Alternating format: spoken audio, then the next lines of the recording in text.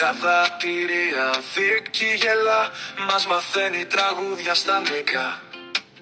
Η κυρία Τζίνι στα εικαστικά, ο κύριος Γιώργος με παιχνίδια μουσικά. Η κυρία Αντωνία το θέατρο διδάσκει, μας κάνει ρόλους και σενάρια μοιράζει. Η κυρία Εφη μας κάνει αθλητισμό, γυμναζόμαστε και χορεύουμε.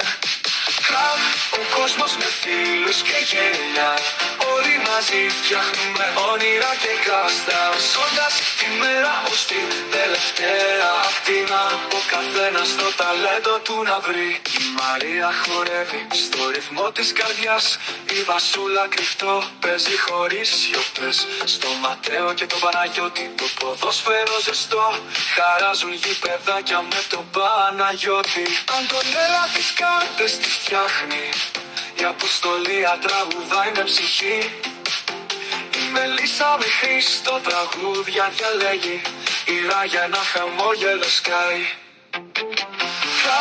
Ο κόσμος με φίλους και γέλια, όλοι μαζί φτιάχνουμε όνειρα και κάστα.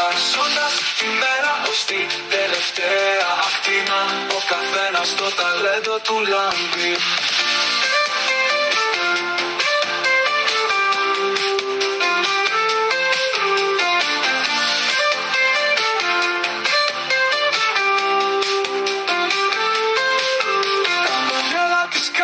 Τις φτιάχνει, η Αποστολία τραγουδάει με ψυχή. Η Μελίσσα με Χρήστο τραγούδια διαλέγει, η Ράγια ένα χαμόγελο σκάει.